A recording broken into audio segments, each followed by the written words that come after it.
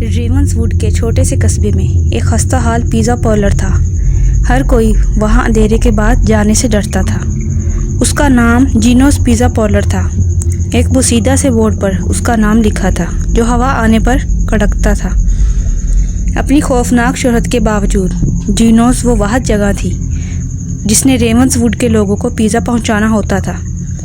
ان کا delivery boy tummy نامی ایک لڑکا تھا۔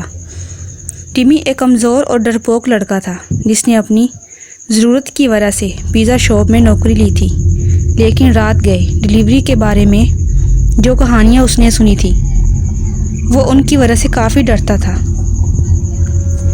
ایک شام فون کی گھنٹی بجی تو وہ ڈر گیا کیونکہ رات گئے باہر جانے سے کافی خوف کھاتا تھا۔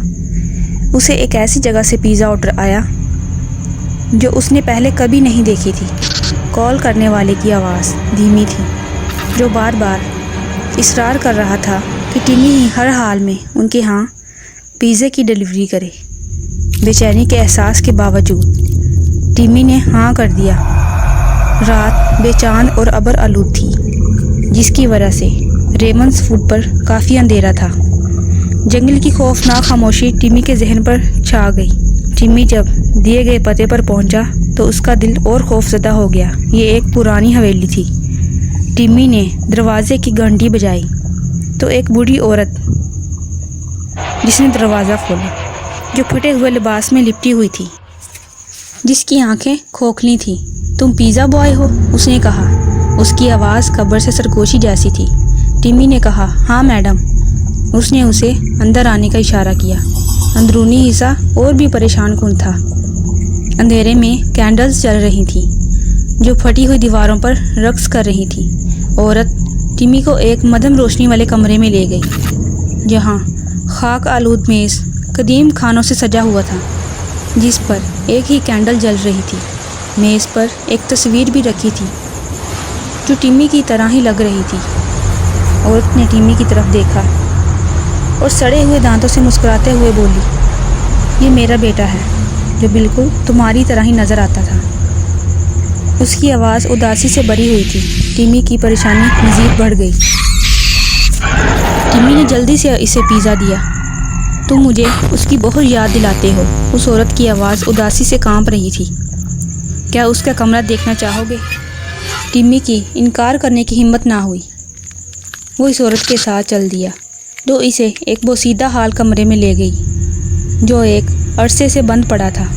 کمرے کی ہر چیز دھول مٹی سے بھری ہوئی تھی۔ ٹیمی کی نظر ایک کونے پر رکھے ہوئے آئینے پر پڑی جو خود بخود لہرا رہا تھا۔ ٹیمی کو محسوس ہوا کوئی اس کے پیچھے کھڑا ہے۔ اس کے پیچھے مڑ کر دیکھا، کمرہ خالی تھا۔ اچانک دروازہ بند ہو گیا اور اس کے سامنے عورت کے بیٹے کا بت ظاہر ہو گیا۔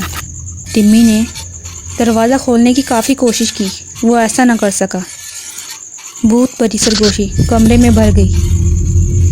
تم نے میری جگہ لے لی ٹیمی، تم نے میری زندگی چرا لی۔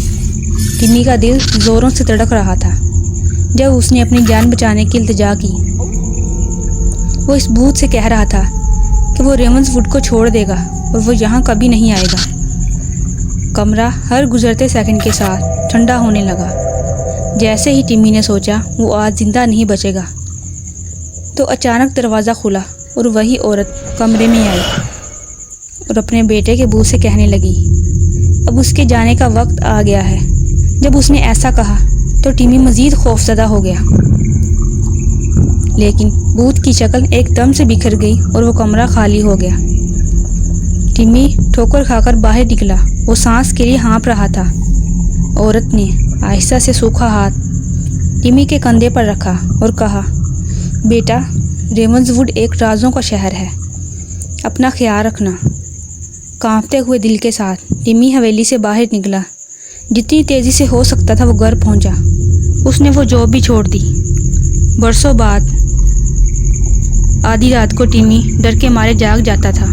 وہ اس خوفناک رات کو کبھی نہیں بھول سکتا تھا جو واقعہ اس رات اس کے ساتھ پیش آیا تھا۔ اگر آپ کو میری آج کی کہانی اچھی لگی ہو تو میرے چینل کو ضرور سبسکرائب کیجیے گا۔ بہت شکریہ۔